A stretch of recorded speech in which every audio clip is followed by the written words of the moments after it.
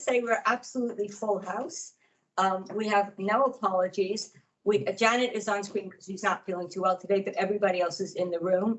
We've got one new member and one new member who's, I'll explain in a minute. So our new member is welcome Dr. Andy who's here in terms of he's the second GP representative on the board. Toby and I visited Andy in his practice the other day, and it's really interesting, actually. It's really nice to get out there. So do please keep inviting me out to visit your, where the work actually takes place. I also want to welcome Andy Callow, who most of us know because he's been the Chief Digital Officer for the hospital group, but he's here because Simon is off sick from the hospital group, and he's acting Chief Executive of the hospital group for the time being. So welcome Andy, and welcome Andy, and welcome Janet online. Are there any declarations of interest relating to the agenda items? Nothing. Okay, then I mean, the other thing I wanted to say is we've been having discussion, well, Toby and I have been discussions with Neil about the cover sheet, because I don't think the cover sheets are as helpful as they could be in terms of the paper. So Toby, do you want to say something about what we're doing? I mean, in general, in terms of all papers, I hope people will recognise that particularly with the standing items like finance, quality, and performance, we are getting there in terms of being able to slim these down and produce more high-level kind of headline reports that come out of committees, and we'll continue that work. As Naomi says, in terms of the cover sheet, my sense, I think several others involved in the board, that at the moment they don't perhaps help guide and steer the conversation as much as they hopefully could. So exec leadership team will be working with Neil over the next few weeks to look at whether we can introduce a different set of cover sheets for different types of agenda items, because actually the kind of checklist you want on a cover sheet for something that's here for approval ought to be quite different to the kind of checklist we might want for something that's here for assurance or for a discussion item or to note. And so look out in the December meeting for starting to introduce some different approaches to aspects of that in order to try and help steer and frame the conversations that we need to have here in the limited time that we have. Thanks, Naomi. Okay, and if you have any ideas about what you think would make more help, do let Toby and Neil know, because I think that it would be helpful. If you read the papers, you know whether it's difficult or easy to navigate. So any help in the navigation. I mean, I just think it's really, really important, because we are going to be making some very difficult decisions, that the papers have to support them with as much information as you need, but not so much that you don't read it all and then miss some information. So I think it is quite important. Okay, can we move on to minutes of the previous meeting, which was held on the 18th of August. I'm not going to go through page by page, just call out if anybody has any comments on the minutes. No, nothing. All right, let me just slide through. Nothing.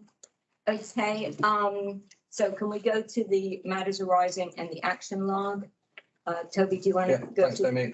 The action log is very brief from the previous meeting. There were two items, both of which relate to the outcome framework, both of which are green rated in terms of being complete, and the outcome framework, of course, is on one of the substantive items on today's agenda. Right, okay. And Neil, do we have any questions from the public? No, we don't. So we don't have to respond to questions of the public because there aren't any. Right, okay, so our first paper is the quality and safeguarding report. Yvonne, do you want to take us through? Yes, Matt and I are arranged the paper together, thank you. So I'll take the paper as read, Chair, and just highlight the key issues. So following a visit to Northampton General Hospital Maternity Services from the regional midwife, we convened a system roundtable meeting, and we identified some key actions both for NGH, for the LMNS and the ICB quality team, and those actions really focused on governance processes, the use of birth rate plus so we can have accurate workforce analysis, and also community services. There's another system meeting planned for next week where we can look at the progress against those actions, and also by that time a new assistant director of midwifery will be in place within NGH to support the leadership. In terms of St Andrews Healthcare Trust, they've now received the CQC report for their women's services, and that is now rated requires improvement. So it's moved from inadequate to requires improvement. It's positive. The men's inspection report is still awaited. Following a visit from specialised commissioning within NHSE to St Andrews, a further improvement committee was established. But we've now discussed with Impact, the host commissioners and NHSE, that there'll be just one improvement board going forward where we can capture all issues and really drive improvements. The support from NHFT as a buddy trust still continues, and the improvement director is in place there.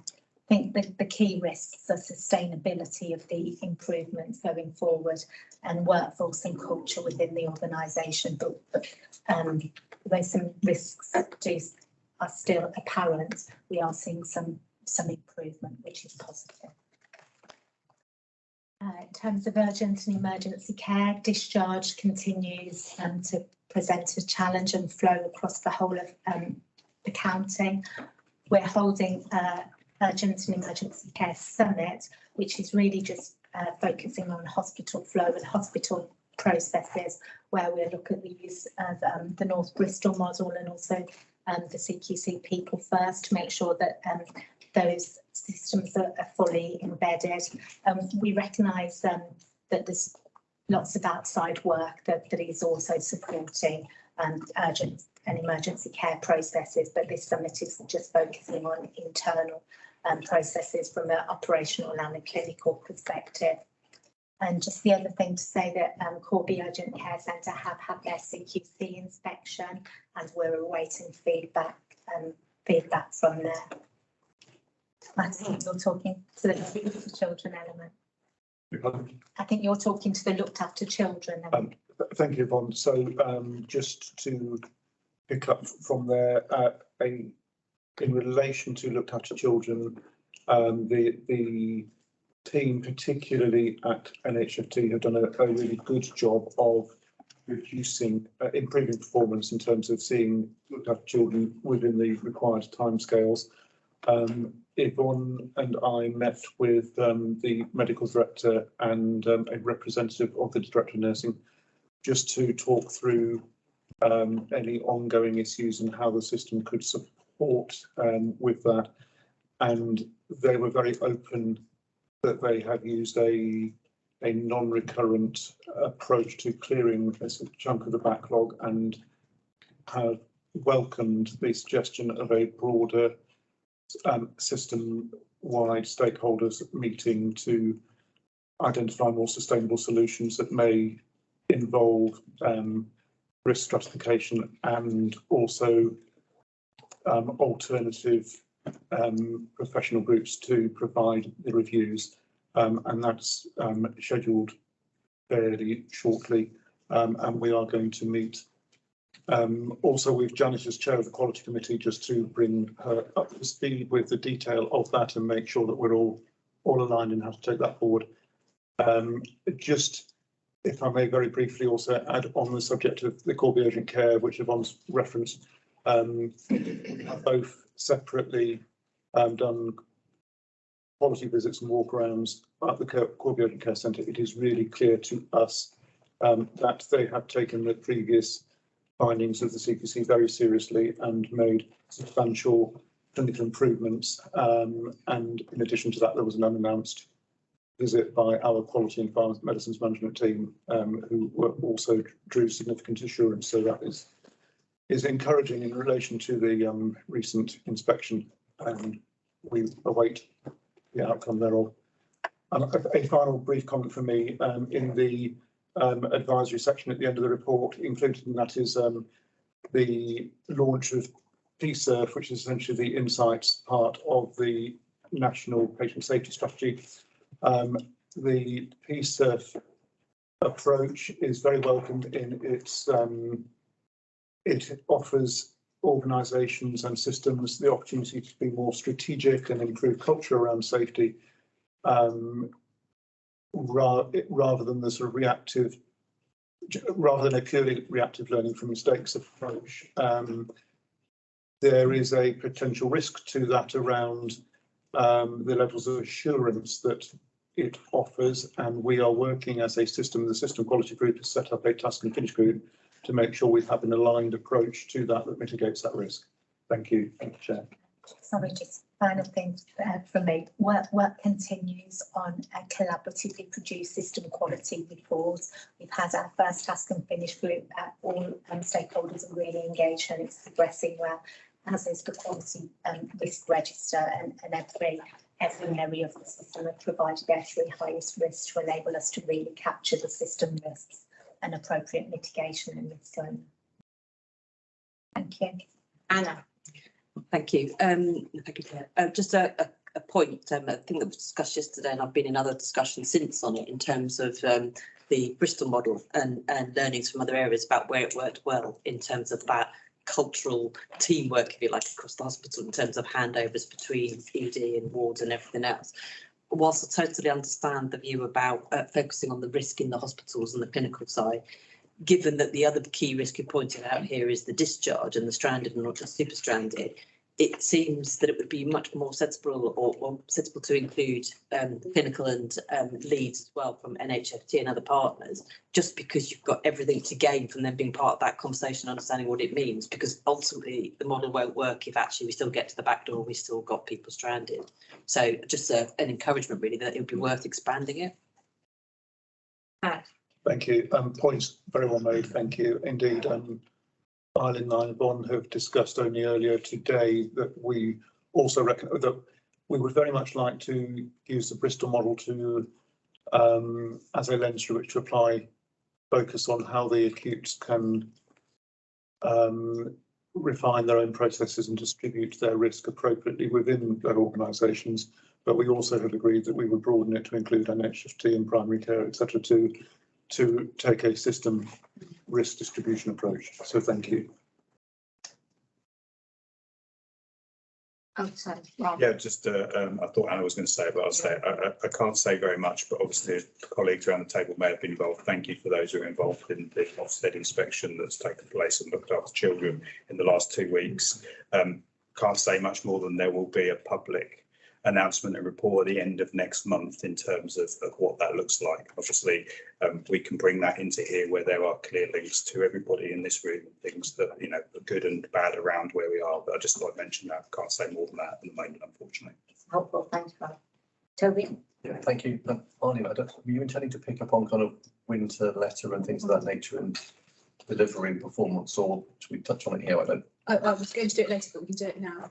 It just felt to me that there was a link into the urgent emergency care piece and discharge that might be helpful to just reference the work we were doing yesterday with the execs and the work that's happening in response to that Okay, this week. so we have been in receipt of a number of us all have been in receipt of the letter that's come out this week from the centre around going harder and faster into winter, I think is the title. It breaks it down into, and there's lots and lots of activity around winter planning, robustness of planning.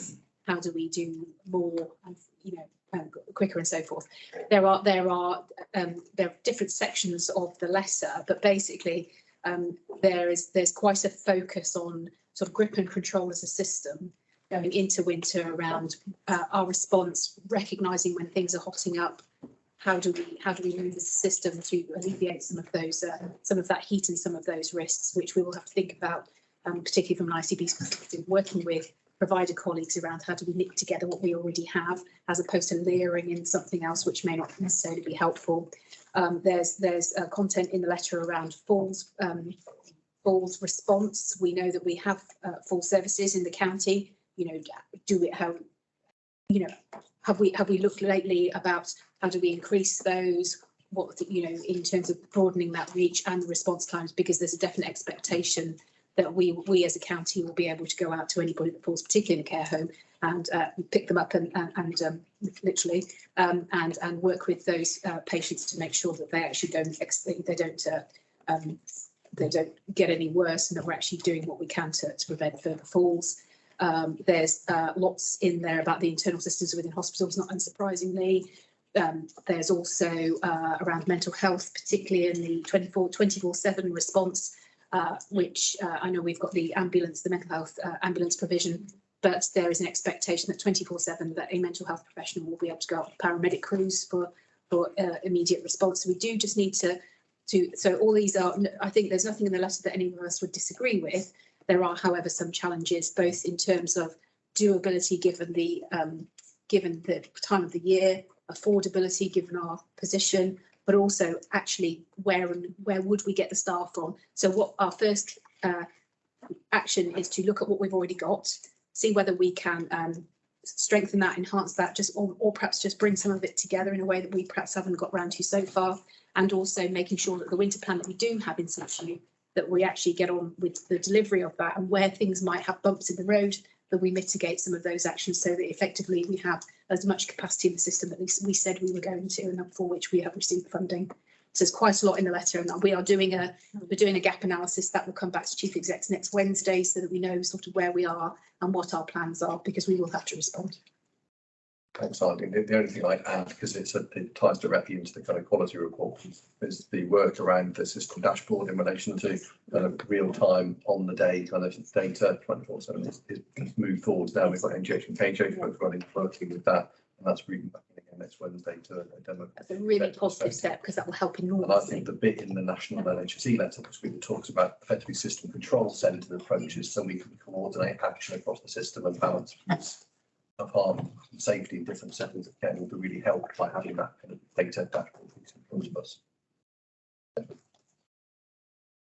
Any questions or comments? Yes, Angela. I think the only thing that probably is implicit is the workforce. I think Arlene touched on it. Something that as a board we probably need to come back to, because the biggest risk we've got is the workforce through this next period, and I think the opportunity for us to perhaps bring some of the people board work into the board in future and just get a sense of actually what are we doing, what more can we do, how we're going to actually help mitigate that risk is probably one of the biggest ones, isn't it? Toby, do you want to respond to that on the work? I was going to say yes, we had a similar conversation with Chief Execs last night, and we've agreed that certainly from a December meeting, I think district forum, we ought to come back to that as one of the kind of key focus areas. That Angela's right, touches on all aspects of it. Right, if there's no other comments, we'll move on to audit and governance. Now, that last item was for assurance audit, and the board assurance framework is for approval. And I think that's you again, Eileen. Thank you, Chair. So you've got a paper in front of you. So essentially this is for approval and assurance. The main topics of what the content of the paper are really to draw your attention to, that we are looking at the nationally determined aims, which is a departure from how perhaps previously at CCG we've done things. So firstly, asking your views and opinions on whether you agree with that, because that's the approach we're taking. You've obviously got the list of risks as they stand within the contents of the paper, and what I would ask is if there are any absolute standout omissions from what you would expect to have featured on that perhaps not there from your particular lens as an ICB member, whether you could just let us know. Those are as we see them currently. I think we do need to, for example, I've got something that's down around voluntary sector and so forth. We do need to understand and quantify some of these, because I think they appear, and from my perspective, particularly as a relatively new person, I need to understand what is the level of concern there, and how material is that. So they will change over time, and obviously in the paper also it describes the sort of approach for oversight, scrutiny and resolution or mitigation that goes through ELT from an individual basis, and then to as a group, and then works its way through our governance structure to make sure that we are really looking at these things robustly, and that it's an active bath. That's not something that just appears on paper, that's actually a true reflection of what we think our risks are. So that's so it's the approach really, and the four aims that I'm asking on the basis of this paper that you're all content with. That's the way forward.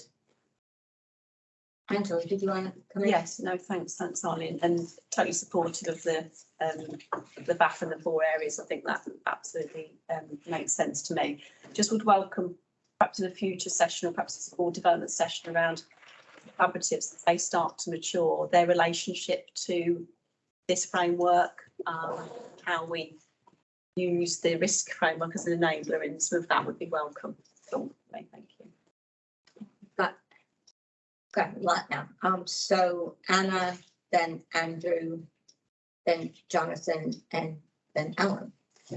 So just thought, thank you, Chair. Obviously this has got strategic risk on. You could argue it's a bit of a risk at a point in time, but quite likely to be sustained and touches all of the aims. It does feel as if we need to have something in here. We discussed this as well yesterday at CES about the kind of cost of living crisis and the effects, because it could in effect undermine every single one of our aims in terms of effects on all of us, and inequalities and all those other things. So as I said, whilst you might argue it's a bit tactical, it feels like we ought to have an eye on it here as kind of one of the key things, and then bringing together all the things we're doing. And we talked yesterday about where that assurance and the plan about that specific thing might get picked up. So just a thought. Andrew. We reviewed it at Audit Committee this morning and it had very positive feedback. I think that the comments were that it allowed for people to really focus on key things. Totally supported the four-pronged approach, and also recognised that it allowed dynamic consideration of risk. So it was very positive in comparison to other sectors. Internal audit view was actually more robust than where other people are at. There was a recommendation about consideration of risk appetite, which we might want to sort of consider in a further board session. Jonathan. Thank you. I fully support the paper and thank you for sight of it. I think it will be useful at some point to articulate how some of the areas that we don't touch on so often, like general practice, as a sort of undifferentiated pair gatekeeper to many of these areas. I think we might need to rather ink in the connection between that and some of the indicators in a future session. Thank you. Alan. Thank you. My point's rather different in that it talks about the audit committee and so on. In terms of governance and risk, I don't understand how this board knows what's being discussed in its committees. And I don't understand the issues that primary care are confronting. And I don't understand, and see no reason why I would understand in the methodology we have about what the audit committee is thinking about or any other committee. So I just raised a different question around assurance for the board to do with understanding the work of its committees. Hey, Eileen, do you want to pick up on those first? So we'll go back and we'll consider all of those things. The other thing to say, I know that we talked yesterday specifically around cost of living. Clearly, we've got a political landscape which is, it's a little bit dynamic currently, and we just need to keep an eye on how and if that affects us going forward. In terms of the feed up from the committees of the board to this committee, and I think it's a more than reasonable point. We just need to think about the mechanism for doing that, because there's it's not a deliberate disconnect, but we just need to work out how everybody is cited on the same things that perhaps we are for those of us that are in this building. So I'll pick up all of those points. So is it on that point? It is. Okay. Yeah. I think just to reference, we did have a conversation, didn't we, about this in audit committee this morning in terms of the reporting up from the boards, committees. Internal audit highlighted it to us as an area we might want to consider in terms of further assurance, and therefore it's, as Eileen says, a very reasonable point. So I think we need to work that through, but there is a kind of assurance piece, I think, between chairs of committees and their executive leads that leads back up into the board, which we just need, I think, really to template and start doing.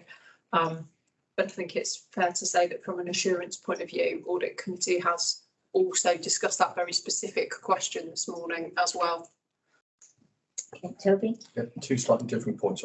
One part to respond to Alan's point on general practice, I think is a good one. And then you and I were discussing earlier this week the topics for our next informal meeting on the 17th of November in terms of our development session space. And we both felt two contenders for that at the moment is kind of deep dive around children and young people, which I know is something that's been scheduled for a while with Anne-Marie, but actually general practice, Alan, was something we want to bring in some of the GP team and also one of the GP leads that works from the organisational point of view to do a real stock take on where are we at in terms of general practice at the moment, kind of what's the state of general practice across Northamptonshire, where are we at from a national policy kind of position, what are the big things that we're working on need to move forwards, and to really have that as one of the two big topics that afternoon, which I think will be welcome because it's something that we've touched on a number of times and haven't really yet as a board been able to put as much time into. So I hope that helps in that space. My comment on the BAF piece, for me personally, I really welcome the approach around the kind of focus around the 4 strategic goals. I think it's quite refreshing actually to bring it back to what we're here for, which is good. It's interesting when you look at the 1 to 9 though, because actually several of them, particularly in terms of about 6 and 7 at the moment, speak directly to the 4th of the aims around wider contribution. And that's probably the area that we've been lightest on today, I'd suggest, in terms of our focus, simply with focus on the other kind of big areas around outcomes and delivering performance and so on. So I think as Sarah we go into the development of the ICB 5-year plan, we need to really think, how do we develop responses to help to address the kind of risk that's set out here? And I think it's quite a useful framework actually to bring us back some of those things more visibly forwards.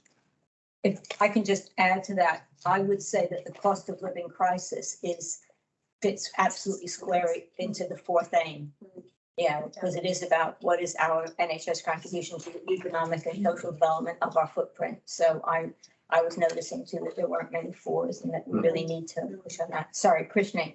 Thank you, Chair. I just to make a broader point about people more generally. I think there is obviously something clearly in here about current workforce model. That seems to imply numbers. And I just, what I'm slightly feeling is missing is the sense of actually we're not going to be able to do all of this unless we engage our people to do things differently. So there's something, and that's quite challenging. I don't think we should underestimate the risk of not being able to engage people in everything we're trying to do. And we need to make sure we're putting resources in and mitigating against that. So I just wondered if we could play that in more strongly than it's currently reflected in. Afsal. Yeah, just a few comments. I think the point Alan made around committee reporting is a good one. And as we develop the work of this board, we need to, as Sarah said, work out a template on how we do that, how we give this board assurance on what those committees are up to and the areas, more importantly, that they're looking at. So the board is assured that some of the things we want covered as a board are being covered. I think in terms of the audit committee more specifically, clearly it has a responsibility on behalf of the board at making sure that there is a risk management framework and that it's executed how it should be. So I think that's assurance on behalf of the board. And as you can see from the work Eileen and others are doing, that is the case, and we'll continue to feed that up to the board. And also the audit committee has a responsibility to receive the assurance, but the accountability stays with this board in terms of risk and how are we managing them. And my other point around the BAF, really excellent paper and really well planned and very succinct. And I like the clarity of actions to follow, and I think that will be the proof of the pudding is how we follow this up now. We've identified it's how we manage these risks and the work that we do to bring the assurance through the various committees, through the audit committee and onto the board. I think that will be the proof of the pudding. And my plea, Eileen, would be that as you presented the succinctness of this paper, that we don't lose sort of the wood from the trees, and papers that you do present around risk are quite clear and succinct. Otherwise, they have a habit, risk management in the papers have a habit of growing, and we all lose the will to live. And on the aims, I think it's absolutely correct, because I think that is the point most organisations miss, is that the risk management framework needs to be aligned to what we're about, as Toby said. And a lot of organisations, it doesn't fail to surprise me, miss that. So I think that's really good, and we want to stick to that. Shade. I agree with that. There's also something else about now moving further with the strategic priorities that have been agreed now, and how that seeps into everything we do. So it's not just about the risk management framework now. And I made a comment at the audit meeting this morning about the template and the fact that strategic priorities section, so each template asks what strategic priority this project, whatever it is you're bringing to the board, is aligned to, and it is currently blank.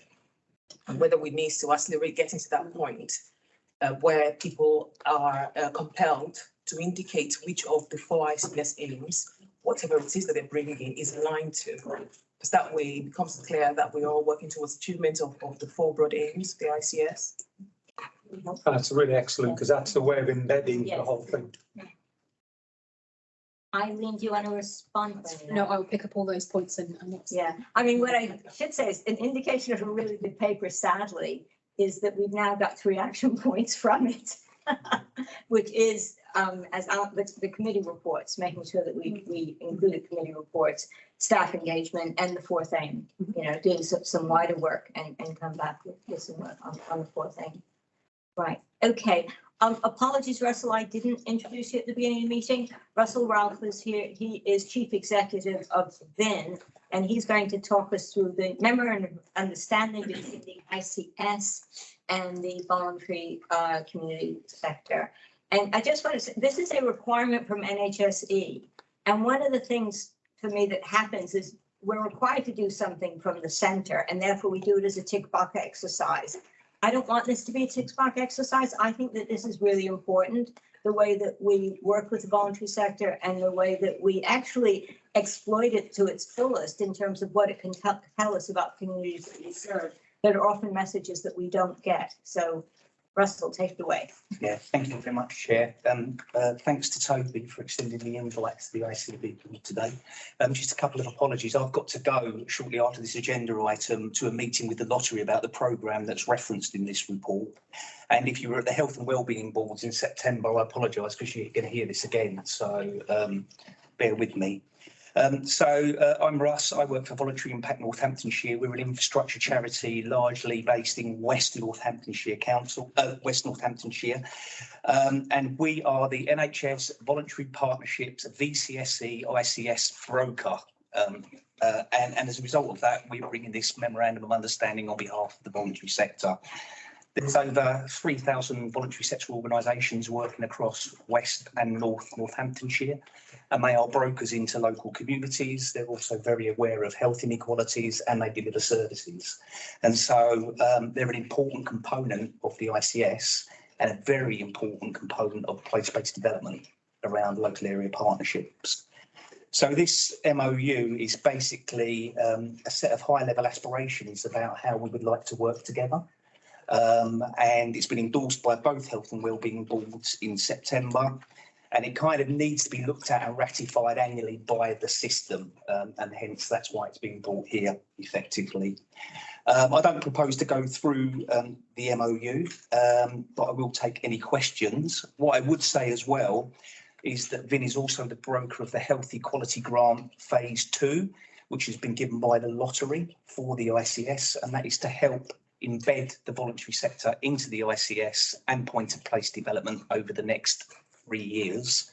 And that amounts to £448,000 being brought into the system. It will not be VIN's grant whatsoever. There will be an oversight group that will manage this, and that is made up of the directors of place, some GP practitioners, some directors of adult social services, certainly some leads in the collaboratives, the clinical collaboratives from the voluntary sector, and the thematic groups in the voluntary sector assembly.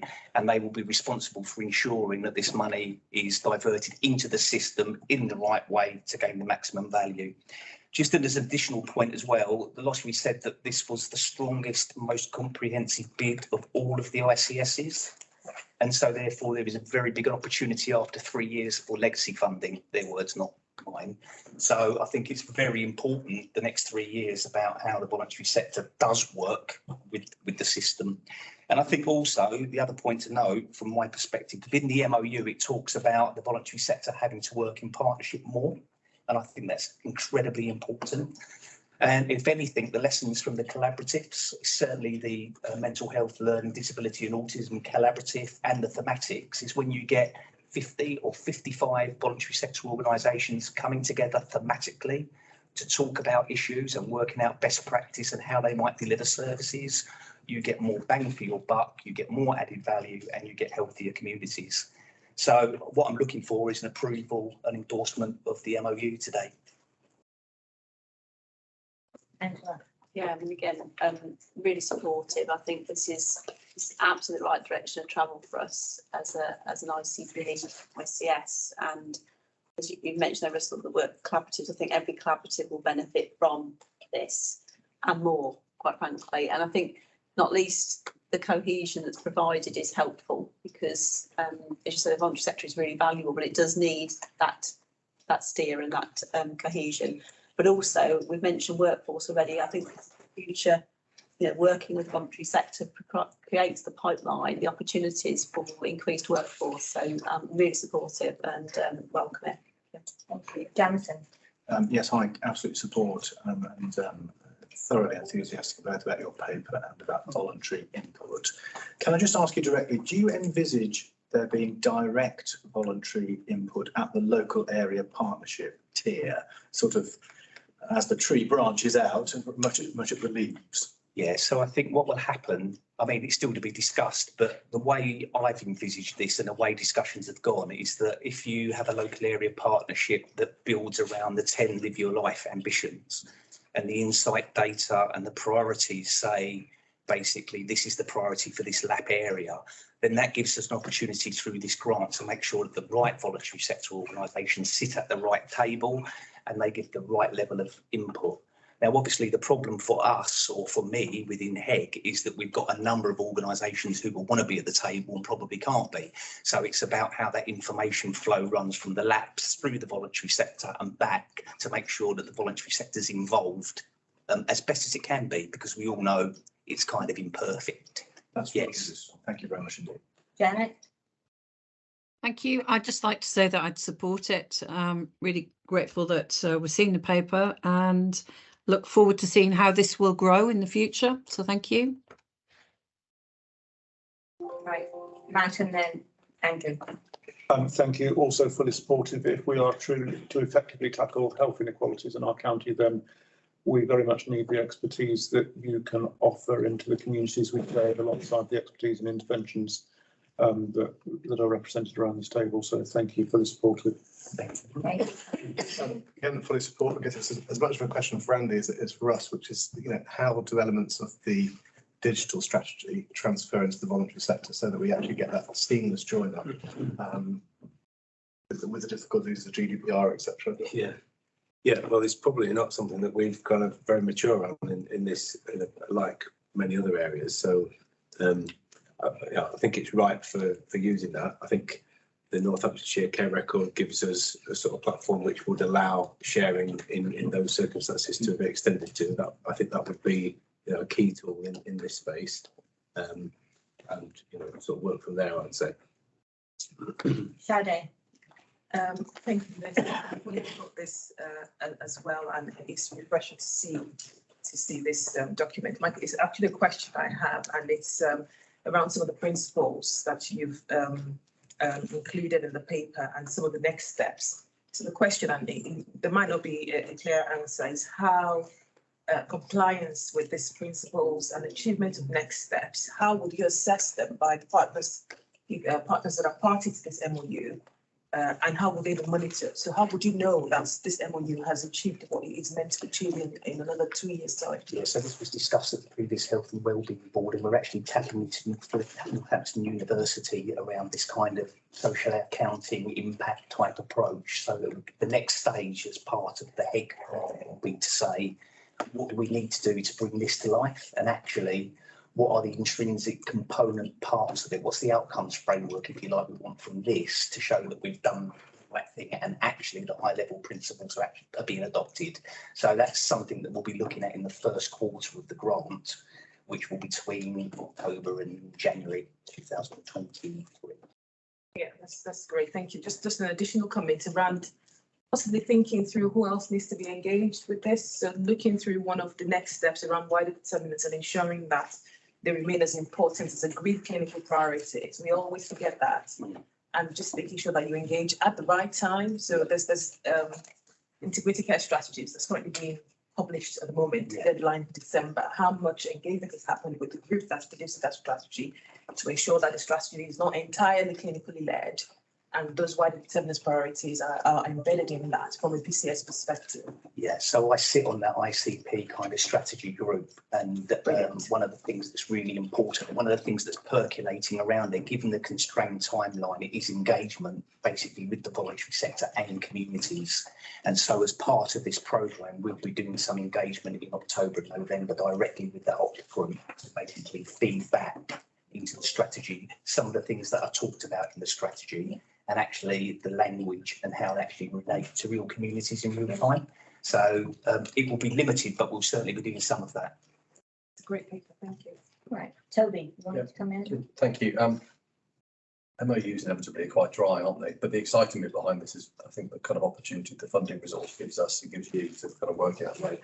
Just wanted to link, we had a conversation earlier on about cost of living kind of position, the next one, in a sense, from a VCSE point of view, the need for the services, the voluntary social enterprise sector provides is never going to be greater in the next few months and probably years. We're going into it precisely at the same time. If you look at the wider financial public sector climate, I suspect we're going into a period where a lot of our voluntary sector organisations are going to start to really struggle, both in terms of kind of volunteer and voluntary support funding, as well as some of the other routes. So the ask from me is if there's an opportunity for us to use some of the capacity this builds to be able to look at how we maximise funding opportunities into the sector, and also how we try and minimise the kind of duplicate asks that we sometimes have of voluntary sector organisations that some of us as partners around the table might all fund with different expectations and requirements. So more a forward look to how we use some of that in that space as well. Yeah, I agree, Toby, and I also agree that there is an element of work to be done in the voluntary sector about partnering and how important that can be. And so it's less about the sum of the parts in my organisation, it's more about the sum of the parts for the sector in total. And sometimes that means coming into partnerships where you may not get a piece of the pie this time, but you're in it for the benefit of the communities, you might get a piece of the pie next time. And that's something that the voluntary sector has got to move towards, because otherwise many of them won't survive in this current climate. Okay, I mean, I have a question, Russ, which is I know that it's set out in the paper, but I want to hear from you what you want from us as an ICB. Yeah, so what I want, Naomi, is ultimately, and it's the same with the Health and Wellbeing Board, I don't want this to be a tick box exercise. I don't want to come back in a year's time and say basically, well, you did or you didn't. I think what I need to find out is where that kind of governance strand is from kind of place-based development and how it plays up through the ICB, because voluntary sector organisations are getting this MOU and they're reading it and they're saying, well, actually, this is a piece of paper that I can, if I don't feel I'm being treated correctly or community's not being treated correctly, I can basically bring it somewhere to get it aired. And I think the ICB needs to have a kind of governance role in that to a degree. So it's more than just a paper exercise. Any other comments or questions? So we've approved this as a memorandum of understanding. The intention is that we have an ongoing relationship in terms of how we, in the best use of the word, use the voluntary sector as key partners in making things better for the people of Northamptonshire, which will always be difficult and getting more and more difficult. Yeah. And I think the NHS recognise, and I think I recognise to a degree, that beyond the clinical collaboratives, where they're going to have, the voluntary sector is going to have most resonance is in that local area. So when those labs begin to develop, their intelligence, their knowledge, their conduit into local communities will be vitally important. And it's actually there. That's kind of, for me, the real test bed of how this MOU plays out. Right. Okay, thank you. Right, if we can move to the next paper. Thank you very much. Thank you, Naomi. Thank you. To outcomes framework priorities for the ICB, which Matt is. Just to say that many of you will know that I've been, talking about this ever since I arrived. Actually, on my second day, I said, so what do we? How will we know that we've done what we're meant to be doing? And this was just trying to set up what are the big issues for our population. There is a wider set of outcomes that is part of the integrated care partnership. We wanted to concentrate for outcomes for this board on the health and care ones, not just health, but health and care ones over which this board can have some responsibility and take responsibility. So Matt, do you want to talk us through it? Thank you, Chair. So I will be brief, mindful that the papers was read, and more importantly that most of us were around the development session table when we derived this list of outcomes. But in essence, this is indeed a health and care subset of the outcomes framework of the ICP. To Rob's point, when we met in August, housing as a very key wider determinant of health is better overseen in other fora. For instance, so therefore, from the three relevant to health and care ambitions within the 10 Live Your Best Life for the ICP, we have been able to recommend 9 where our JSNA and other data demonstrates that as a county, our benchmarking demonstrates real scope for improvement, and that were we to do so, the outcomes for our people and consequently also for the services that support them would be beneficial. I would therefore commend these outcomes to the board as those around which we could most helpfully build our 5-year strategy and use to prioritise allocation of resources. Thank you. Anna. Thank you, Chair. And I was at the sessions. I just want to pick up something that the paper says, and given this is a public paper and the public obviously discussion, quite an important one. So under the page 32 where it talks about assessment, it says we've selected these on the basis they're predominantly health orientated.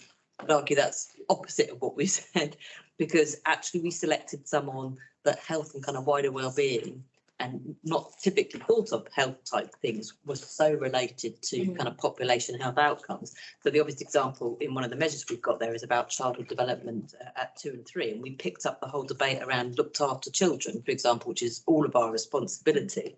And quite typically looked after children will poorly perform there. So there was a wider question. So maybe it's just the terminology here, but the point was we selected them because it was about health and wider well-being in terms of our remit as an ICB. Absolutely. Thank you. Andy. Yeah, I just wanted to sort of pick up on some of the outcomes of the detail. And I know this was discussed at Health and Wellbeing Board, but people are having timely access to primary and elective care. I don't see any measures around primary care, particularly, of interest is around hospital avoidance elements. I just wondered where that will be picked up if it's not on here. Anna? I would say that it's kind of one of the key remits of ICAM, working with primary care and the work that's going on in the communities now. It is one of our key measures is the avoidance of escalation to hospital and a reduction in admissions where we can influence it, which obviously is one of the collaborative things that reports into this board. Right, Angela and then Afsal. Yeah, so I think helpful to get some priorities. Matt really supportive of that, but I think it's how do we recognise where else they're being focused on and how do we look at that, because you say I think about ICAN's just come up, but mental health collaborative looking at some of the other ones and things, and it's just making sure we've got a sort of like a matrix, if you like, or something that makes sense that we're not missing that, and there may be a sort of format that can be done in, but it's just something I think we would benefit from, but I recognise we need to prioritise as well within that. Okay, Afsal and then Krishnan. Yeah, I mean, my point I think follows on from Angela's. It was around the development of the reporting piece up to the board, so we can track progress against the ICB owned priorities here. So I guess, Matt, that will be the next step in terms of developing that to make sure that we are progressing. The work will be happening at various forums, various committees, various organisations, and that will be captured, as Angela suggests, in some kind of matrix. So I think that's point one. Point B is thank you for capturing, as well as you've done with the team, the kinds of things we discussed on the day this was developed. Krishnan. Thanks, Chair. So I mean, just, you know, it's a really important piece of work, and I think it's been, you know, it's great to see it sort of progressing to this point.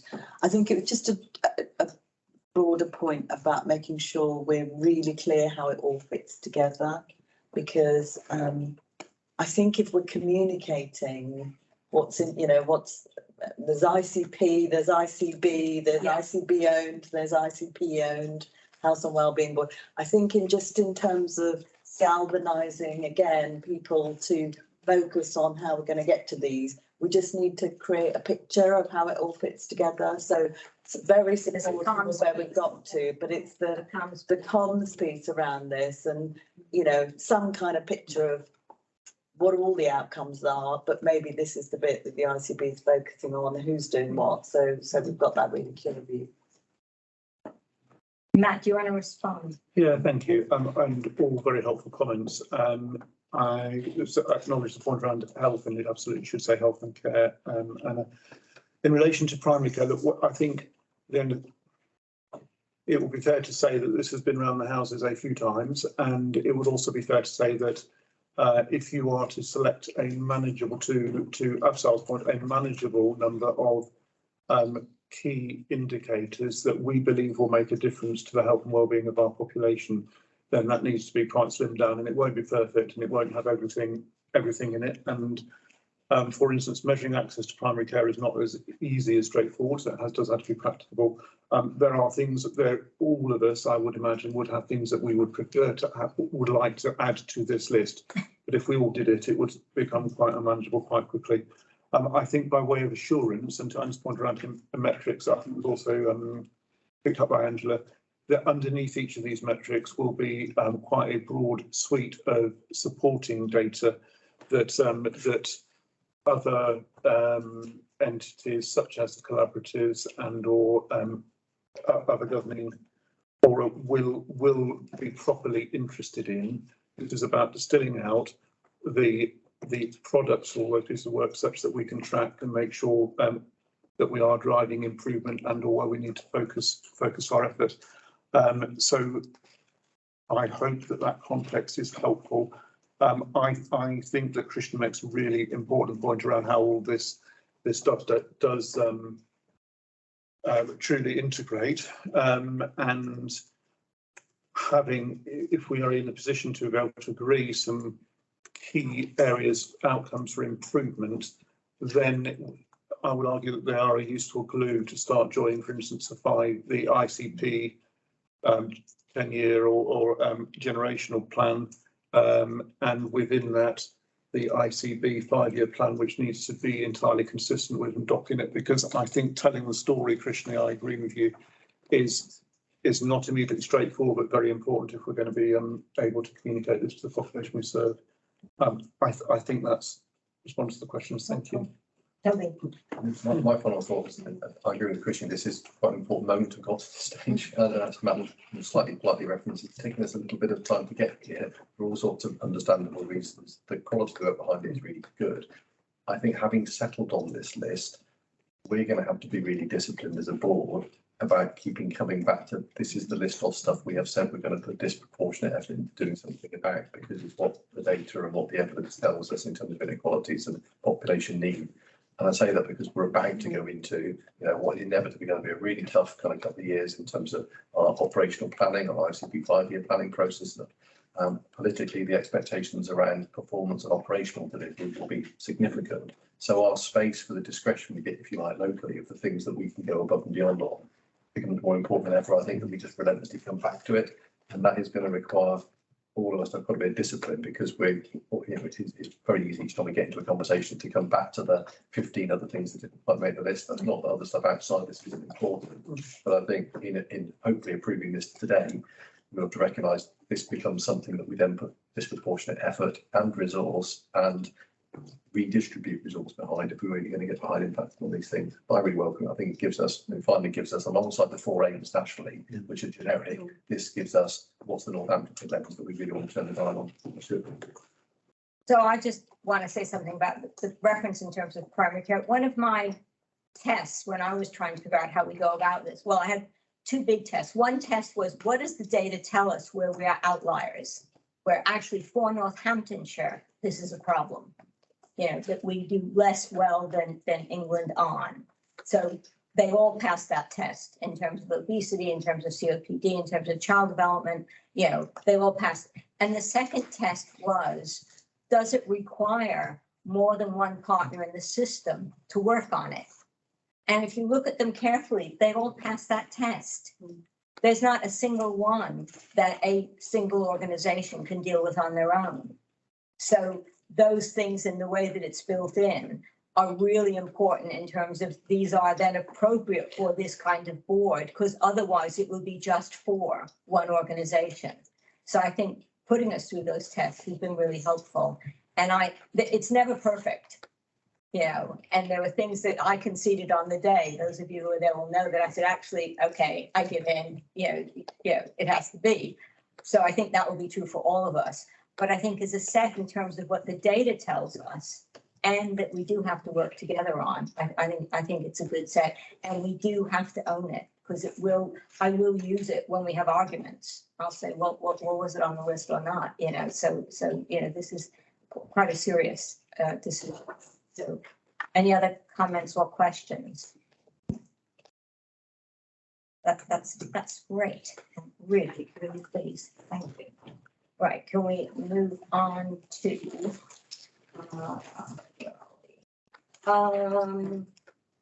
Sarah, this is going to be another fun one. Month 5, Systems Finance Report. And I just need to say again, this is again one where the test of, is it for one organization or is it for the system? This is definitely for the system, and it's not Sarah's fault. That's the important thing. Poor Sarah is the bearer of the news, but we all have to work together. So go for it, Sarah. Thank you, Chair. So we have for you this time a paper which has changed quite significantly from the previous one that you saw. So this is the first outing to board of our developing system finance report. We've iterated it through our Integrated Planning Resources Committee a couple of times now. And so we have left now the ICB organisational statutory reporting within the committee. We talked about assurance from committees, so we'll bring that through. And we have now gone system, if you like, with the finance report that has come to this board.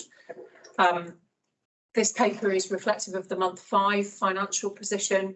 Organisations are currently finalising and reporting on month 6, so that will come through our next cycle. So what you have here is a retrospective month 5 position across the system. For 22-23, as at month 5, the system is reporting a deficit, a combined deficit.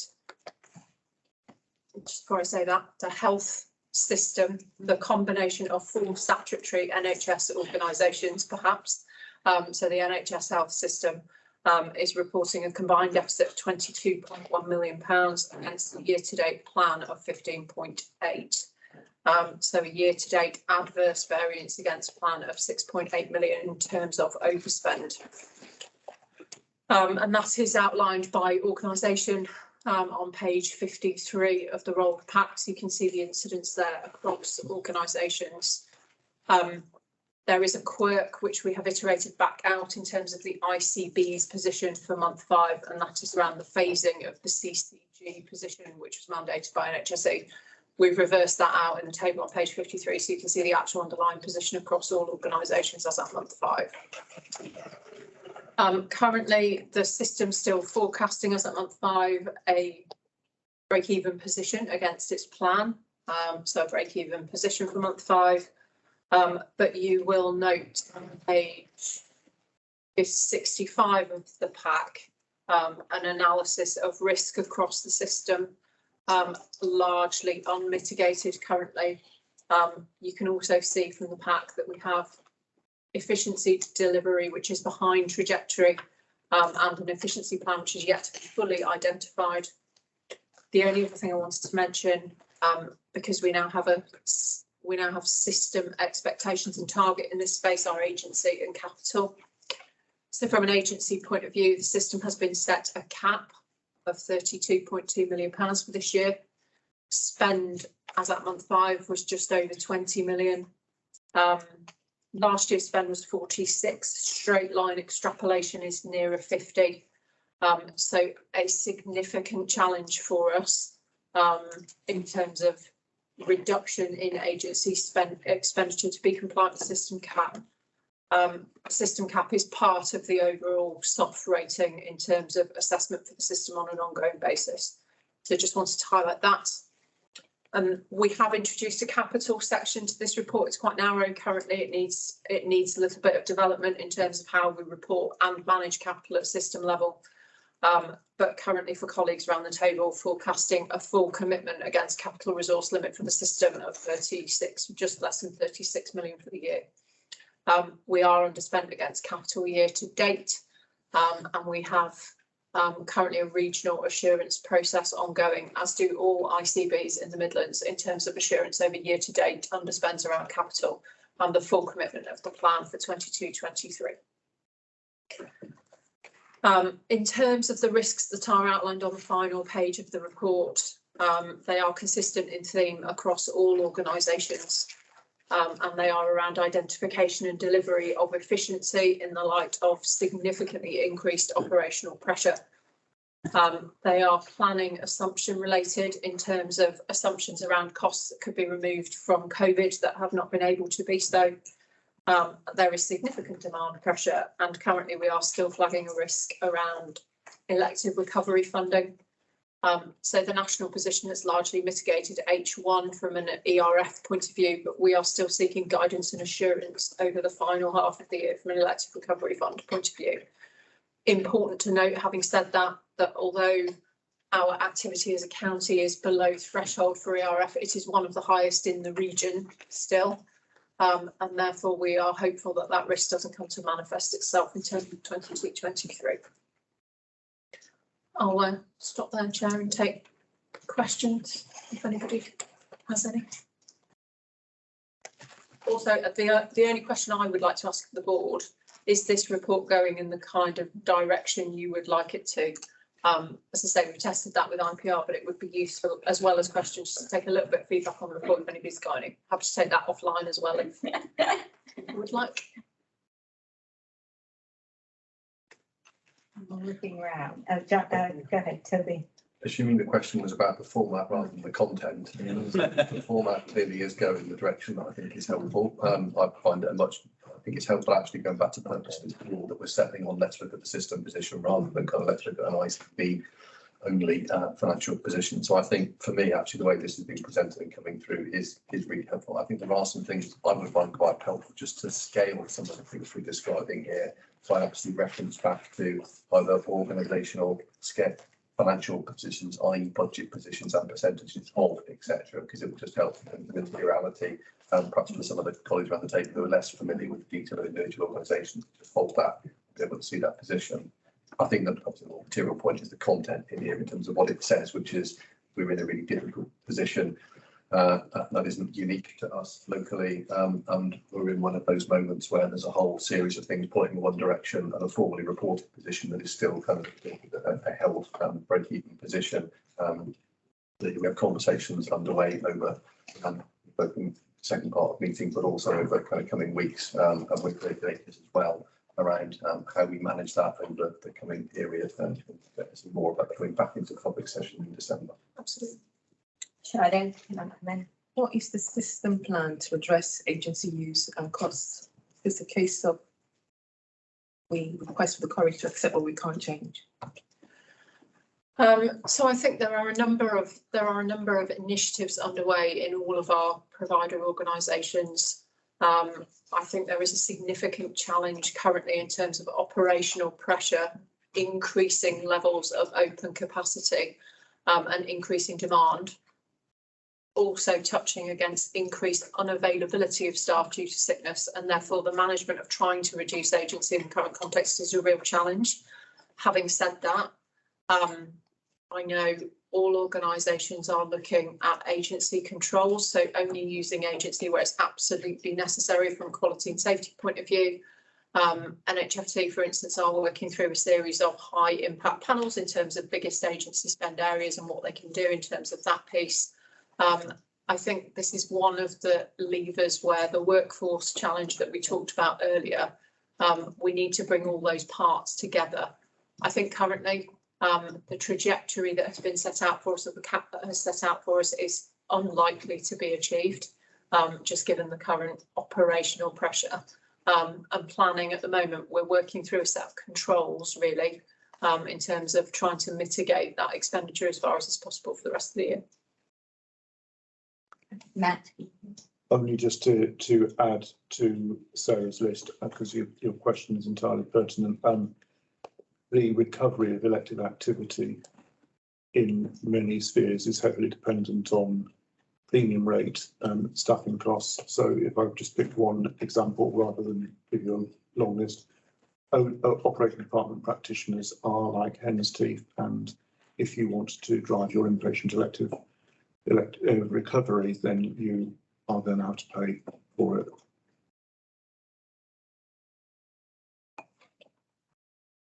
Just feels like there's no clear way forward. Yvonne, do you want to? From a nursing perspective, there are some initiatives as well in terms of over recruitment, the pipeline.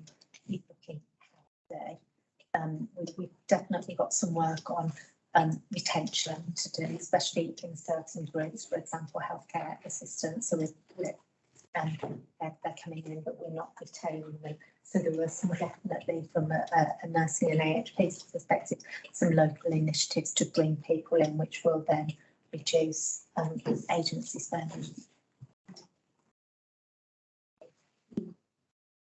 Angela, yeah. I think it's absolutely, as Matt said, pertinent to ask about it. It is a real challenge. I think Chris, you touched on the workforce earlier in terms of the risk, but it really is going to be very challenging indeed to continue the safety quality piece and manage this workforce scenario, because, as I say, we've got controls in place. I think, you know, I'm sure organisations have too.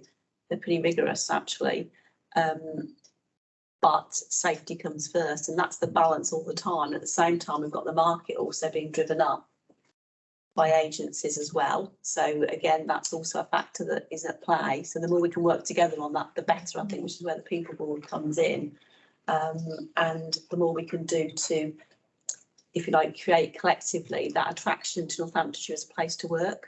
So that's again another piece of the jigsaw, isn't it? Because retaining our staff is as important as recruiting. So the retention piece, when we get to the people discussion, I think is the important focus for us. That's probably the biggest piece actually, if we look at the workforce trajectories that we're going to need. Sarah? I think just to add, we've relatively recently been engaged with a regional piece of work led by regional performance and productivity and improvement colleagues in terms of gathering intelligence across all ICBs in the Midlands in terms of making progress on agency. One of the things we flagged in that is the use of regional colleagues in terms of information across the region to support bargaining, if you like. So what are other people paying? Can we have oversight of what other people are paying? And therefore, in terms of giving providers slightly more power to negotiate from an informed point of view in terms of some of that information. There are other regions that do that slightly better than we do currently. And so we have reflected into that piece of work, and currently I'm representing us in short term in terms of that panel from a regional point of view. So we are also looking outside of the system in terms of best practice, benchmarking and various other things in terms of further developing the plan. Jonathan? One of the problems with focusing on agency work and the costs of it is that that is a symptom of a different problem. The different problem being broadly satisfaction of workforce with pay, terms and conditions of service and the like. So trying to drive down agency work entails, as Angela quite correctly said, brings with it unacceptable risk. Focus might be better drawn nationally as well as in Northamptonshire to why workforce is attracted to agency work as opposed to permanent staff work. And this is no different in Alan's, Krishni, Angela's organisation as it is in general practice.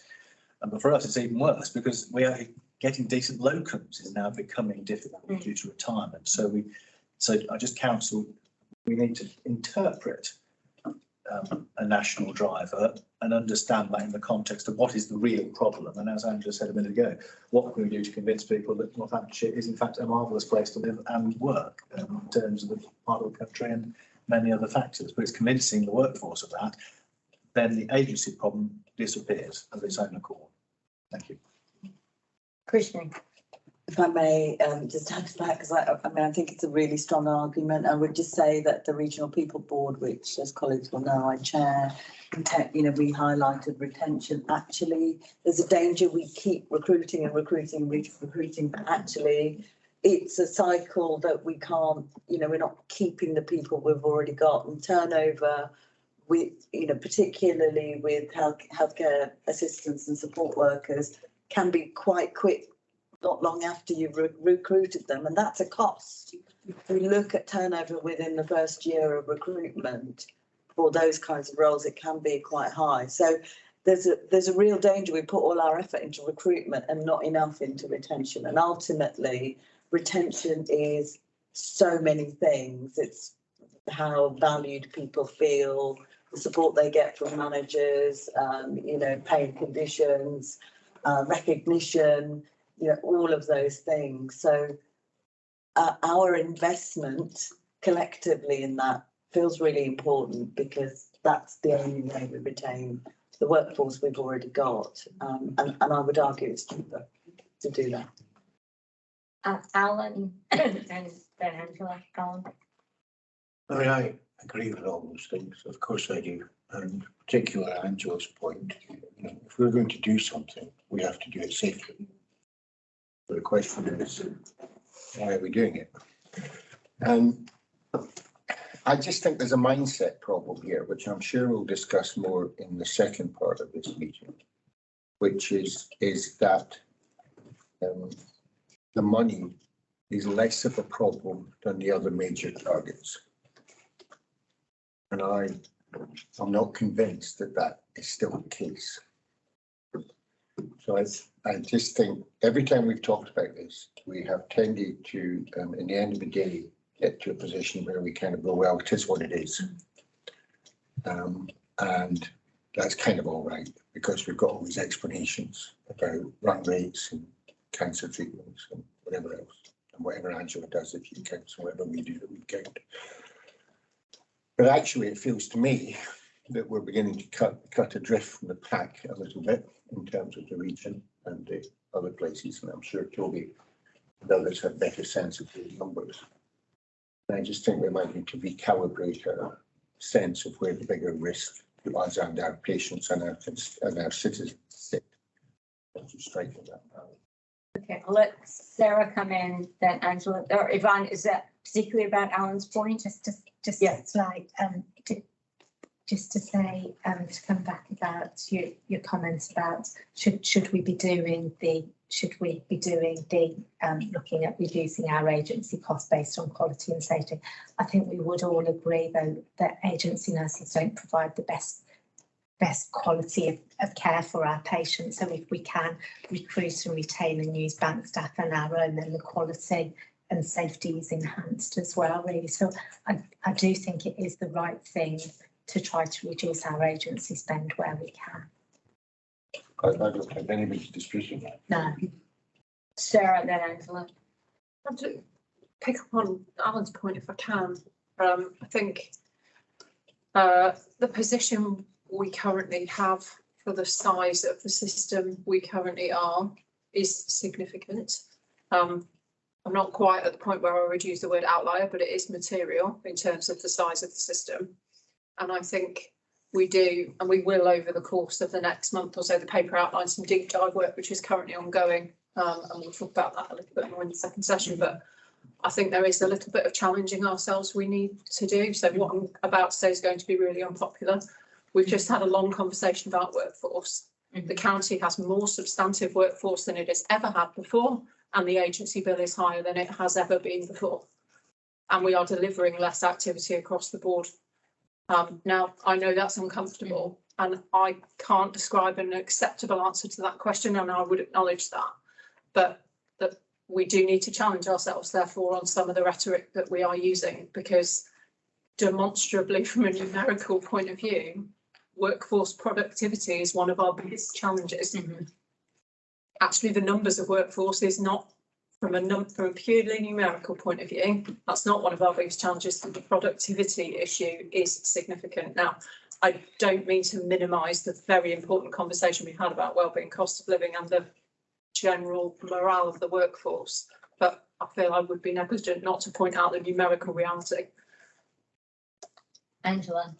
Yeah, I mean, you know, I would totally support what you're saying, Sarah. I think that is sort of the real challenge we've got, isn't it, in terms of how we come at this, and it's all interlinked. And I would just also make the link back to the cost of living discussion that we had earlier, because again, I think Christy raised the point about people being satisfied with their working conditions. I think we're increasingly, and I've seen this daily in conversations this week, people are satisfied with the work, but the cost of living is driving them out to agency, because actually that is what they need to do to support their families, etc. So it is bigger and it is different to what we've experienced before. And I'm absolutely with Sarah, but we've also got to manage that at the same time. So we've got a real set of interlinked elements around people which will help us with cost.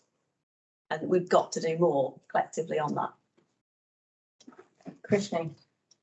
Thanks, Chair. Just one further reflection, because I mean, you know, Sarah's absolutely right to challenge us all around the productivity issue. I mean, do you think, and I use getting it right first time, not as a GIRFT as the model per se, but actually there are, you know, there are things I'm sure we've all experienced where you can improve. I mean, digital needs to be part of this, where actually we improve our ability to process things and become more efficient. There must be, you know, opportunities for improvement in that. And I do think we need to be thinking about not just GIRFT as a model, because I think, you know, clearly there's, Sarah will know better than me, but there is the GIRFT programme, isn't there? And what can we do differently there? But what are the, you know, inefficiencies that we want to address? Because there might be things that we can do together that individually within organisation it's harder to do. So I think we need to challenge ourselves on that front too. Thank you, Chair. Just a couple of thoughts perhaps in drawing this kind of item together. I think for me, Alan's comment around actually the money where this sits kind of from a relative priority point of view, certainly in my head now, I think for many like that college on the table, this is kind of very much back in the same territory place as some of those other delivery priorities, and that hasn't, we all know, been the case over the last couple of years for understandable reasons. In terms of the focus has been that has already shifted, and I think that's kind of where we expected to move further for all sorts of other understandable reasons around national kind of economic. So I think for me the kind of strategy to this has to be firstly how do we keep the show on the road in a safe way and manage that through the next few months as we go through winter. And I think inevitably there will be some pragmatic choices and trade-offs there, as you were describing, Andrew, about how we balance safety, how we balance workforce, how we use agency in order to assure ourselves that we've got a set of services that are as safe as they can be for our population. At the same time, I think we need to create some space as a board more strategically to look forwards. And I think, Sarah, you're right to prompt and challenge some of those questions. They might be uncomfortable, but the numbers do tell us what the numbers tell us. And at the moment, they point to some things that all can't be true at the same time. And I think for that reason, that as we go, we need to create some space to focus on 23-24 planning and beyond, and actually get underneath some of the things that are really driving some of the movements of our financial plan and operational pressures across the system. But I think that for me, thinking of it almost in those two time horizons kind of helps, because I think there is something that is about keeping us safe and keeping things running over the winter period, but trying to create the space to get into that more strategic conversation. Andrew. And just building on that, because I think it's points very well made. And I think that linking back to the formal conversation around governance and assurance, it's very difficult to know which plan you're assuring to. So I can assure you that we've got a gap. I can assure you we won't break even on current plan, but we haven't got an acceptable position that we all agree to that we're looking to therefore assure again. So it becomes a very movable feast. But I think that not wanting to lose out on this challenge of are we challenging ourselves enough? And I think that one of the things that always strikes me is that efficiencies are backweighted in the NHS. It's always the second half of the year. It's always P12. And actually, if we apply that philosophy to the start of the year, we'll be in a much better place, regardless of the end result in terms of budgets. So I think that that mentality and that focus, not just leaving it to CFOs, needs to be a challenge for this board. And then for us as committee members or committee chairs to actually be tasked with this is what we want assurance on, because it's quite difficult at the moment. Yeah, I think it builds on Andrew's point and things that others have said. Clearly, we've had a really good conversation around a number of topics here, and lots of discussions are going on in the forums of CXs, exec to exec. But where is the drive going to come from as far as this ICB board is concerned? What do we need to see here collectively to work as a system to drive things that we've talked about, things like people, productivity, the deficit, agency expenditure, efficiency. So what do we need to see here in the way Toby was describing that we need to create space to start then planning for 23, 24, 24, 25. Feel, and I'm sure this is not going to be the case, we've had a really good discussion, but let's not lose that. What role does this board then play? How do we work together, not only at the CX level and exec level, but this board creating the space to have those difficult discussions to make sure that we put some drive behind this. Otherwise, we'll be talking about the same thing over and over again. It's easy for me to say that. Clearly, it's hard to deliver some of this stuff, but just a thought. Sarah, do you want to respond to that? I think it's the right, my response is relatively simple in that I think it's the right question. And I think therefore the time to, I think as ever, we are talking about transformation, we are talking about efficiency.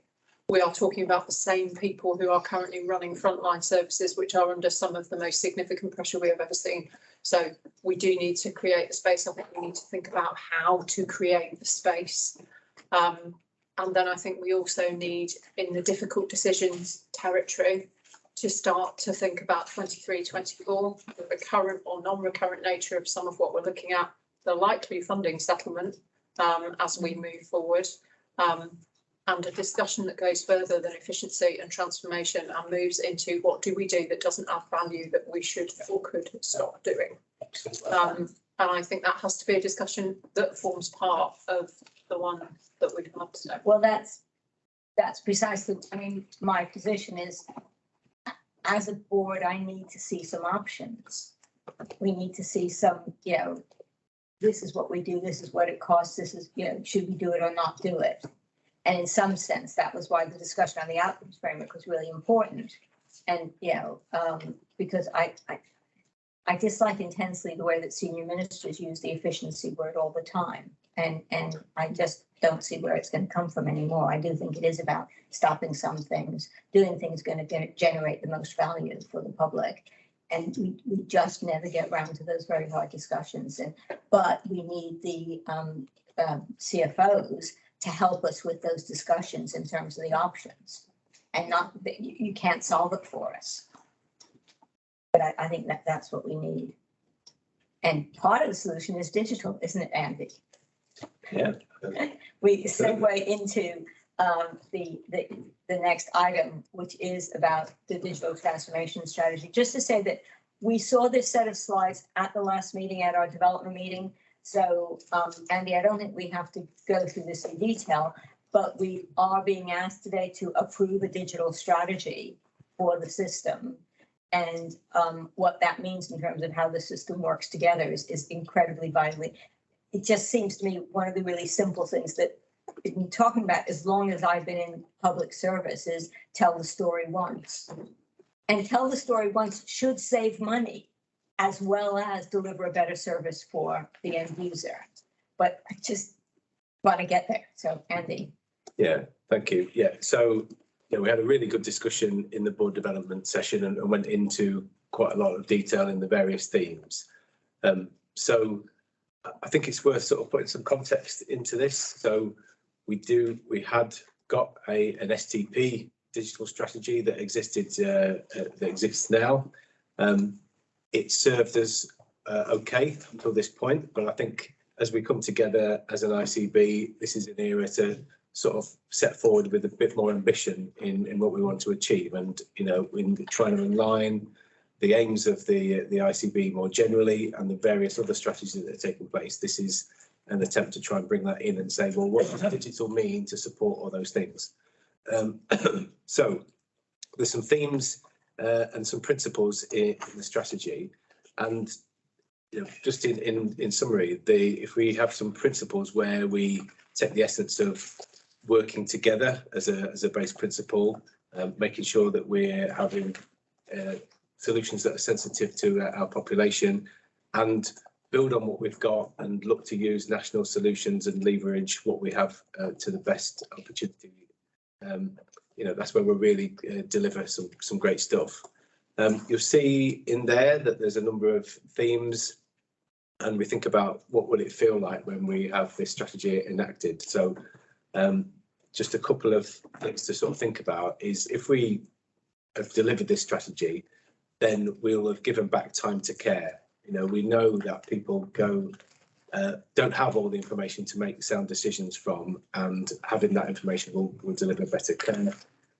We also know that actually, if you empower patients and citizens with information, they're the experts on their care, then they're able to make better decisions and be more informed as part of full sort of leaders in their parts of care. And then finally, we know that some of the tools that we give our staff aren't great, and if we work to set the principle that if we have happy staff give great care, then we really should be thinking about how to make these tools the best to help people do their jobs. So just in terms of sort of how this is managed through governance, so we've got the Digital Transformation Board with a refreshed terms of reference, now chaired by Matt. That docks into the Integrated Planning and Resources Committee. And just to say, there's a commitment to review this strategy every 6 months. I think we know in the situation we're at, we've got a number of other strategies that are taking place, and it's important to kind of make sure that they're all aligned and docked in. I think when we talked about it last time, one of the things I was asked around public engagement, and that's probably where there's a little bit of a gap in this space. So one of the things that I'm suggesting that we do is, subject to approval today, that we'll create a one-page easy read of the strategy and then use that as part of engagement and feedback with the public, which we can then feed into future iterations. So this has been a collective piece of work. It's been really great to get everyone on board to create it. I'm really proud to present it to you today, and hope that you'll agree with me. Comments, questions?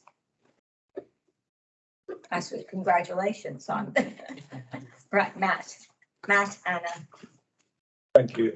So I think, first of all, as has been said in previous forums, but I'm happy to reiterate, I think that I personally strongly support this, and would congratulate Andy and colleagues on the work to produce this to date. In very practical terms, in anticipation of the approval of this or something very similar by the ICB, it's already been very useful in the digital transformation board to help us sift between stuff that must go ahead and other proposed programs of work that, whilst exciting and encouraging, don't align well with the strategy, thinking about use of resources. So it has a very practical benefit. It's probably worth noting that this is a strategy and not a business case. I know that's self-evident, but it's relevant given that the strategy outlines timeframes that therefore do relate to resource. I don't think we're in a position yet to articulate a business case, and what, as a prelude to that, I've agreed with Andy and Sarah and others that we need to pull together a group for a bit of a stock take, both around the resources and the current state of the overall programme to that end. And finally, would recognise this is even if we had a business case and a perfectly articulated programme, this has taken a huge amount of work, and actually often from people, including Andy, who already have full-time day jobs, and recognise that as an ICB and have agreed with the executive and also with Andy that putting additional senior subject matter expertise resource in will be essential to driving this forward. And finally, from me, as one of the elements in this strategy, I know that Andy has been progressively work around how we collectively use our business intelligence and analytics resource, and indeed 5G resource also, such that it functions better as an entity that supports the collective needs of the system. And I look forward to being able to bring that back once we have socialised that with other key groups, including the chief executives. Thank you. Anna, you wanted to come in? Yeah, thank you. And I totally agree. Great piece of work and something I think that all get behind and see the said in it. But just a couple of things, thinking about the engagement stuff and public reaction to something like this. So one of the things I would recommend, if we can at some point, in terms of testing your one page or whatever it may be, is your patient advisory group that we've got in ICANN is a good test, because you have carers and cared for people, and often it's a carer who will interact with it in terms of things. But the other thing is, I think we have to also remember some people in the public domain will be quite terrified of this, based on experience in councils and stuff. Oh my God, you're making everything, so we've got to press buttons and do things and whatever. But if you think about the success of our virtual wards piece of work, some of the success of, and we heard yesterday about some of those, is that people are quite confident to go home with monitoring equipment and feel supported and feel safe and everything else. But they still have to have that get out of jail card that says something's gone wrong. Can I call somebody or whatever, or that human interaction at that point? And quite often that's leading to the person saying, that's fine, I'm okay, I'm not going to be admitted again, whatever, and it's okay. I think we just need to recognise that there's always got to be a loop out in these things that just say, from a public perspective, there's still those wraparound support, that they can access. We're not moving to an entirely, it's all digital, and then it's up to you to make the decision. It's just a. Right, Jonathan. Yes, I welcome this paper report, obviously supported, and thank you for consulting us about it. I think I would broadly commend us moving to a position of unification in terms of business intelligence units, reports and dashboards coming under, wherever possible, one roof. There are obviously obvious economies of that. Obviously, the disadvantages are a loss of sovereignty. We understand that. But particularly, it will, if we did that, there would then be a single clearinghouse for the probity, legality and the like of business examination of data, particularly where that has, if it were ever to stray from the original purposes. And touching numerous organisations who are having access to common data is really difficult. That difficulty, I get that, is inherent in the rather insane data control arrangements where data controllers who are hither and thither remain responsible for data that is then being used by third parties who they may barely know. If we had a single clearinghouse, where possible, a single business unit for that sort of data, it would make that connection easier. I think it would then be easier to reassure people, and I know this has been discussed around the table, but I commend that. None of that undermines support of the paper, whatever. Sam, if you want to. Yeah, I fully support the paper. Really good. Thanks, Andy. You drawn this paper well.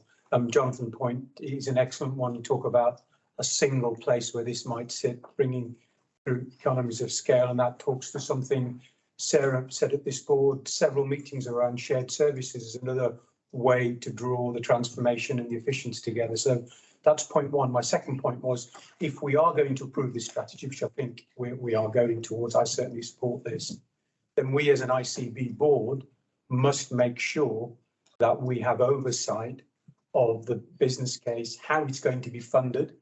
Because, you know, questions to Andy last time were around how are we going to fund this? Well, correct me if I'm wrong, Andy, I think it was, you know, there's pots of money here, different organisations, there's money we can go for. There's nothing integrated in the way Jonathan suggests. So I think the success or failure is not just reliant on that. That is a main cog that this board, if we're going to approve it, must take responsibility for or accountability for, impressing the chief execs in this room to make sure that there's support. We draw it together in the way Jonathan described, and maybe that's a pilot, dare I say it, before you know, somebody throws a tomato at me, shared services, you know, because, you know, we've seen the deficit that Sarah talked about before, the need for transformation, work together. And this is one big example. And there were others like the people productivity deficit. But if we don't tackle those at this board, or the outcomes framework, we can forget it. You know, it's dead before we start delivering progress against that, because these are all the big ticket items we all know this, so it doesn't need to pontificate about this, but you know, these are the things we need to deal with if we're going to deliver that outcomes framework, Chair. Alan. Thank you, Chairman. This is agreeing with ourselves, coming at it slightly differently. History says, and all my experience says, that as you try and deliver these things, the more junior the representation on the committee, the less likely it is to happen. Because people protect what they perceive to be their bit and are nervous about doing it. So if I take the North Hampshire Care Record, which is a perpetual source of frustration to many people, especially us. In our last board meeting, we looked at several serious untoward incidents. 60 to 70% of them would not have happened if the North Hampshire Care Record had been in place. So this is not an ethereal, irrelevant thing. This is something that makes the decisions we make in our maternity unit, in our emergency department on a daily basis different. And I'm not an expert on why we've drifted for a long time on this, but I suspect that it's part of the protection mentality of the participants in this. And we finally got to a very small scale pilot, which I'm not averse to, but I just think it is the kind of example where if you trust the board and bring it to the board, then our perspective on it would be different, and we would be more likely to say we are prepared to take that risk because the benefit is much greater, because we perceive the system at a different level from the people who are currently debating it. Oh, that's not too offensive to people currently debating.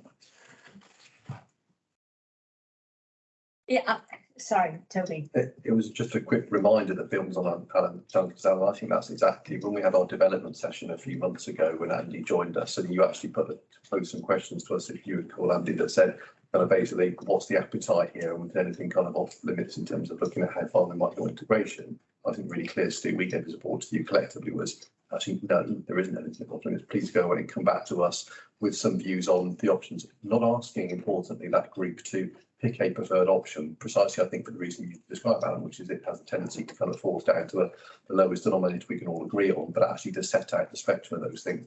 That's the work I think that Matt made reference to a moment ago, which is due to loop back in next week to chief execs, and then from there into here for broader conversation. I hope that kind of is keeping it at the right kind of level, but I'm looking forward to seeing what comes back on that for precisely the reasons Alan described, which is I hope what we see does set out something which actually has that level of ambition and that range of options that could lead us in that direction.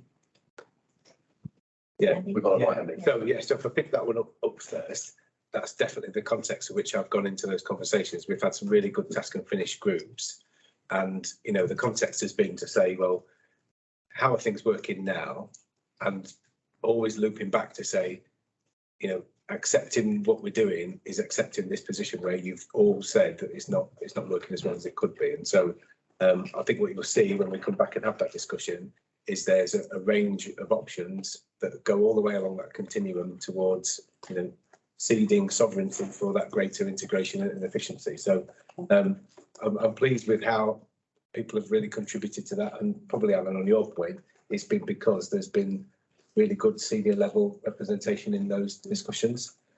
If I pick up on some of the other points that were raised around the sort of funding and business case. So sitting alongside this is a 3-year costed transformation plan. You won't be aware, but initially that was going to work on a separate stream for funding access for digital. The rules or the guidance changed earlier on this year to make it all part of the planning round. But what we do know is that each ICB has had a notional allocation for digital based on some earlier conversations that we've had. So we'll be able to bid for that and, you know, make our plans accordingly. There is also some money that's held here, but, you know, we'll go through with Matt's chairing, making sure we're prioritising those actions accordingly. I think the bit around if you sort of, the public feels like everything's just going to be digital and it's going to be faceless. I think my view is if you design a great service that happens to have some digital elements in, then it makes it great for everybody. You know, that should be our aim accordingly. And I had a really good sort of example from somebody who's partially sighted that said the physical world wasn't designed for him, but the digital world can be. And you know, I think that is another perspective that we need to bear in mind. I think I've talked about the shared services, and just finally on the NCR, as Alan said, we're now in a pilot for usability. 50 clinicians are using it across KGH and NGH in ED, pharmacy and mortuary. So we're getting some good feedback from that. And there was a governance meeting the other evening where somebody said they would kiss me because they'd used the NCR. That was a thread. That's a success. Sarah, did you want to come in? Just very briefly, I think in terms of supporting a number of the kind of strands here, in terms of the funding piece, I've been part of producing the 3-year costed plan as well. Matt's referenced the need to pull all those strands into one place, relating back to the kind of conversation we had about challenging ourselves. However, there's a rhetoric that sits alongside this which says this will make it better, therefore it will be cheaper. We do need to demonstrate that, and we do need to hold ourselves to account to take those costs out when we've made those improvements. So I'm incredibly supportive of the strategy. I think it's an excellent piece of work. I think there is, however, a real discipline for us in terms of the benefits realisation in this space, not just us, but across the board, to be fair, when it comes to digital. And various other implementation with sizable projects to say, if this is more efficient, what is the resource released and how are we actively taking decisions about what we do with it? And I think that, particularly in Afzal's point, is a real discipline for us to get to here in terms of the execution of some of the things we're talking about. Andy, any final words? No, I don't think so. But just to pick up on Sarah's thing, and just to when we do some of this stuff, when we redesign services, it's not all about saving costs. Obviously, there are some things to go at that, but you know, some of this is around. We know some of our services aren't as great as they could be, and so this gives us that opportunity to have both sides of that coin. Right. So I'm assuming that everyone approves of the paper. That's great, and we certainly look forward to the digital care record. This is great. Thank you very much, Andy. Right, Eileen, the performance report, please. Thank you. I'll just draw out a few bits, and Janet may want to come in from yesterday's DMP committee. So you'll see that the pack looks slightly different. It's still a work in progress, but I'm trying to slim it down for you. A couple of things that, to note really from the last time we met. One is the operational delivery group has now started to meet. So that is made up of senior people across the system that can really get under the detail around why our performance is as it is, be it good or bad, and what mitigations and risks we're carrying. So, and the reason for that is so that doesn't all come into the committee, and then we spend time in the committee talking about things that perhaps we're not best placed to do. A couple of things we've already talked a little bit about winter. You know, the pressures continue and they're going to continue, and it's going to be how it's going to be. So we are all very committed to try and support each other across this system to ensure that we're doing the best that we can, and where there are risks, of which there will be many, that we're working hard together to mitigate that. One thing I did want to just draw everybody's attention to is the elective position around 104-week waits. I think I mentioned that the last time we met that we had been tasked by national and regional colleagues around clearing the 104+ week waits. In your pack was a snapshot in time. I can tell you that yesterday we are projecting towards the end, by the end of October, there are 4 patients without dates. So that is, you know, I think credit to everybody that's been involved in that, our Q colleagues working very hard, colleagues back here at the ICB who have been helping to try and support that. 4 doesn't sound like many, but it's, you know, the eye of the needle is pretty small. So I've challenged the team to say, come on, we're nearly there. Obviously, that's people with TCI dates are not past that number, and we do have a number of patients, particularly with the rising COVID levels, who were booked for surgery and have had to drop off, and you know that's for safety reasons and obvious. By the end of November, we are being told to ensure that there are no patients waiting over 104 weeks for either capacity or choice issues. The guidance has changed around what choice looks like now and what's a reasonable offer, and then coming off an active wait. The numbers are already projected to downturn, so it's really just clearing the decks. Obviously, many of you will know or have been involved in. We were offering mutual aid and have been for quite some time, and in fact Northamptonshire was pretty early off the blocks around UHL, and we've had to pause that because the ask was if we continue to do that we'd have to be able to guarantee that we treated them by the end of October, and we just simply weren't able to. So so that's that. I think cancer is holding. The letter we talked about earlier around winter does talk about cancer and elective, and the expectation is that our position won't deteriorate over winter with the vortex that winter drags us all into. You know, I think in the coming months, if I'm sitting here saying actually things haven't deteriorated, I think that's actually shows a great deal of work and effort for everybody involved in that. It's definitely not without its challenges, and it's not where we would all like it to be. But I think, you know, we also have to understand, as we've talked about, colleagues on the front line who are doing their very best under difficult circumstances. Mental health, lots of work going on, and some of the sort of stickier issues that perhaps been around for a while are starting to move in the right direction. So that's really good. I know that we've still got some challenges around children's services and eating disorders, but there is a plan for lots of that, and I think that's really encouraging. Unless Janet wanted to add anything else in, that's all I was going to draw your attention to.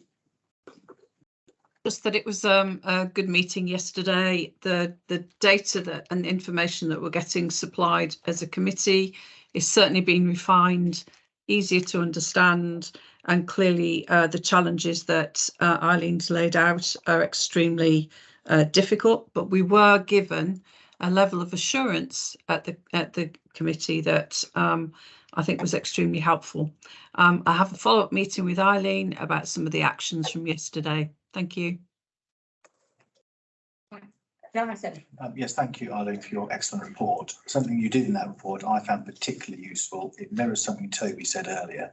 Just occasionally having the absolute number of things really helps my brain to work out the scale of something. So a percentage is great in comparing us with other systems, but sometimes if we know that we've got something down from 104 patients of our however many 100,000 down to 4, and we've got target to go to 1 or 0, that really works for me, just for me. So thank you, that's very helpful, and the report's really helpful too. Thank you. Anyone else? I love the highlight slides. Yes.